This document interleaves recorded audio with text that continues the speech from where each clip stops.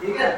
तो हमारा जो संविधान है वो संविधान विभिन्न प्रकार के देशों के जो प्रमुख संविधान है वहां से लिया गया, वहां के कुछ अंशों को लिया गया। ठीक है, यहाँ पर आप ग्रीन बोर्ड में देखोगे संविधान के विदेशी स्रोत। तो संविधान के विदेशी स्रोत को याद करने का सबसे अच्छा तरीका क्या है, आप इस चीज को याद रखो, एक सूत्र याद रखो। इसमें क्या लिखा हो, अकबर आज फिर दक्षिण अफ्रीका आया। ठीक है, तो यहाँ पर कितने देश दिखाई दे रहे हैं आप लोगों को, 1 2 3 4 5 6 7 8 9 10। प्रमुख रूप से 10 देशों से वहां के जो संविधान में जो प्रमुख बातें थी उसको हमारे संविधान लिखने वालों ने वहां गए और जाने के बाद जो अच्छी चीजें लगी उसको हमारे संविधान में लिखा। ठीक है, तो आप देखोगे अकबर आज फिर दक्षिण अफ्रीका आ जाए, तो यहाँ पर आज से क्या हुआ आपका अमेरिका।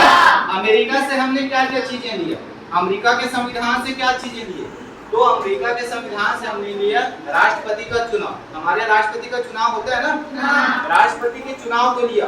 महाभियोग क्या होता है, राष्ट्रपति को आपकी सुप्रीम कोर्ट के जो न्यायाधीश है, मुख्य न्यायाधीश, उसको उसके पद से नहीं हटाया जा सकता, उसके लिए विशेष प्रक्रिया होती है। संसद के दोनों सदनों के 1/3 से ज्यादा लोगों की सहमति होती है, उसको कहा जाता है महाभियोग। तो ये जो महाभियोग है उस महाभियोग को भी हमने कहां से लिया, अमेरिका के संविधान से। अमेरिका के संविधान से राष्ट्रपति का चुनाव हो गया, महाभियोग।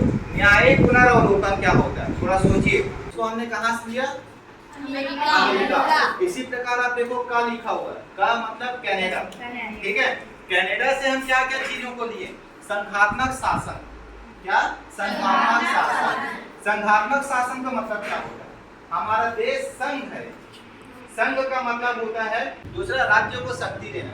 अब केंद्र सरकार अलग अलग राज्यों को अलग अलग शक्ति देता है, ठीक है, जो कानून का निर्माण कर सकता है, अपनी जनता के लिए विभिन्न प्रकार के जो लाभदायक योजनाएं उसको बना सकती है और उसको लागू कर सकती है। तो ये जो शक्ति देने का काम होता है उसको हमने कनाडा के संविधान से लिया है, जिसको राज्य में को शक्ति देने का अधिकार दिया गया। ठीक है, अगला है आपका बा से ब्रिटेन। ब्रिटेन से हमने क्या लिया, संसद।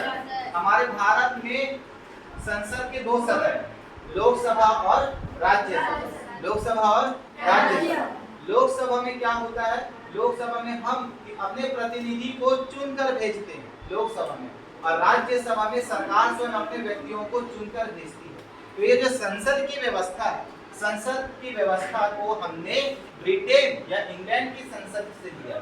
ठीक है, इसके अलावा एकल नागरिकता। अब ये एकल नागरिकता क्या है, एकल नागरिकता का मतलब होता है कि भले हम छत्तीसगढ़ में रहते हैं, मध्य प्रदेश में रहते हैं, राजस्थान में रहते हैं, लेकिन जब आप बाहर जाओगे, विदेशों में जब जाओगे, तो आप वहां पर छत्तीसगढ़ के नागरिक नहीं कहलाओगे, आप केवल भारत के नागरिक कहलाओगे। कहाँ के नागरिक, भारत के। आपकी केवल एक ही नागरिकता होगी।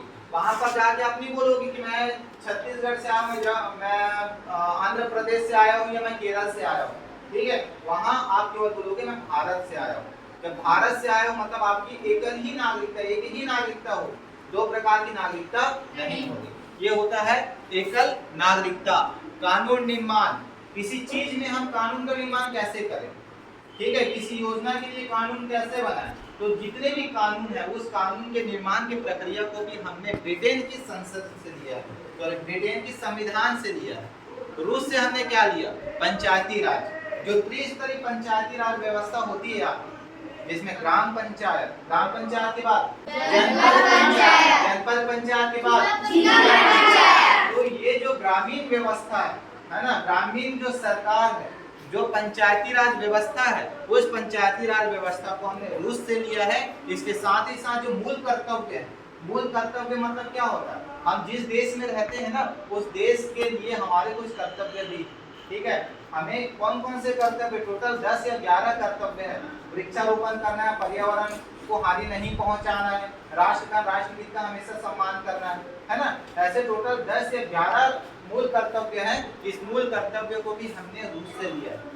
ठीक है, ऑस्ट्रिया या ऑस्ट्रेलिया से हमने क्या लिया, वहां से लिया प्रस्तावना की भाषा। प्रस्तावना मतलब संविधान की जो उद्देशिका है, उसमें जो कुछ भी बातें लिखी हुई है उसको हमने ऑस्ट्रिया से लिया है। इसके अलावा समवर्ती सूची, समवर्ती सूची मतलब हम अपने संविधान जो है ना, वो संविधान केंद्र को, राज्य को 3 प्रकार की शक्ति देती है।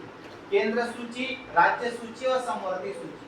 केंद्र सूची का मतलब होता है कि उसमें कानून केवल केंद्र बना सकती है, ठीक है। जैसे रेलवे का, पोस्ट ऑफिस का, सेना का, अगर उसमें कानून बनाना होगा तो उसको केवल केंद्र बना सकती है, उसमें राज्य कानून नहीं बना सकती, ठीक है। उसको केंद्र सूची कहते हैं। इससे पहले कौन है आपका राज्य सूची।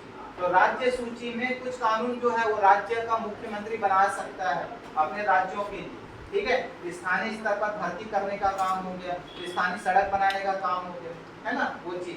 और एक होता है समवर्ती सूची, जो आपको यहाँ पर दिखाई दे रहा है। तो समवर्ती सूची में केंद्र भी कानून बना सकता है और राज्य भी कानून बना सकता है, ठीक है। देखिए जब राज्य कानून बनाता है तो उसको केंद्र से पूछना पड़ता है। अब इसके बाद देखो जर्मनी। जर्मनी से हमने क्या लिया, आपातकाल की व्यवस्था। मैंने बताया ना, देश में 3 चीजों में आपातकाल लगती है। जब हमारे देश में आंतरिक शांति व्यवस्था खत्म हो जाती है, मतलब हमारे देश में बहुत ज्यादा मारपीट, दंगे फसाद होना शुरू हो जाता है, ठीक है, तब। दूसरा, जब कोई दूसरा देश का देश के जो सैनिक है, ठीक है, सेना है, वो हमारे पर आक्रमण कर देती है तब। और तीसरा जो होता है वह होता है जब हमारे देश में रुपए पैसे की संपत्ति की कमी हो जाती है, ठीक है। आर्थिक कमी जब होती है तब आपातकाल की घोषणा होती है। ये आपातकाल की घोषणा हमने जर्मनी से लिया है, ठीक। फ्रांस से हमने क्या लिया है, क्या लिया है फ्रांस से, गणतंत्रात्मक व्यवस्था। गणतंत्रात्मक व्यवस्था का मतलब है कि यहाँ पर राजा महाराजा का कोई शासन नहीं चलेगा, ठीक है। यहाँ पर जनता के चुने हुए प्रतिनिधि ही शासन करेंगे। इंग्लैंड में क्या होता है, वहां पर भी लोकतंत्र है, वहां पर भी प्रधानमंत्री है, लेकिन प्रधानमंत्री से ऊंचा वहां के महारानी महाराजा है, ठीक है। अभी भी किंगडम राजशाही परंपरा है इंग्लैंड में, लेकिन हमारे भारत में ऐसा नहीं है। हमारे भारत में कोई राजा महाराजा का कोई शासन नहीं चलता। हमारे द्वारा चुने हुए प्रतिनिधि, चाहे प्रधानमंत्री हो, राष्ट्रपति हो, वही जो है शासन करते हैं। दक्षिण अफ्रीका से संविधान में संशोधन। पहले 395 अनुच्छेद, आज के समय 450 से ज्यादा अनुच्छेद हो गए हैं, मतलब नए कानून बने हैं। कुछ कानून को हटा लिया गया, कुछ कानून को नया जोड़ा गया। तो ये कानून हटाने और जोड़ने का काम, संविधान में बदलाव करने का जो काम है, दक्षिण अफ्रीका के संविधान से लिया है। आयरलैंड के संविधान से राज्य के नीति निर्देशक तत्व। अब ये क्या चीज है भैया, राज्य के नीति निर्देशक तत्व। इसका मतलब है कि राज्य के मुख्यमंत्री को अपनी जनता के लिए रोटी, कपड़ा, मकान की व्यवस्था करनी होगी, रोजगार की व्यवस्था करनी होगी, ठीक है। ये एकदम करना ही है, अनिवार्य तत्व है। हर राज्य के मुख्यमंत्री को ये काम करना ही है, ठीक। इसके अलावा जापान से लिया कानून द्वारा स्थापित प्रक्रिया, मतलब जो कुछ भी बातें होगी, जो कुछ भी हमारे यहाँ निर्णय होगा, वो कानून के मुताबिक होगा। संविधान में जो कानून बना है उसी के हिसाब से होगा। कोई भी व्यक्ति कानून को अपने हाथ में नहीं ले सकता, चाहे वो कितना भी शक्तिशाली हो, कितना भी पावरफुल हो, चाहे वो रुपए पैसे के दम पर, चाहे बाहुबली के दम पर, कैसे भी हो, वो कानून को अपने हाथों में नहीं ले सकता। जो भी हमारे देश में काम होगा वो सब किसके माध्यम से होगा, कानून द्वारा स्थापित प्रक्रिया के माध्यम से ही होगा, ठीक है। तो ये आपका क्या हुआ, संविधान के विदेशी स्रोत, संविधान के विदेशी स्रोत। अब मेरे को बताइए, संविधान को बनने में कितना समय लगा?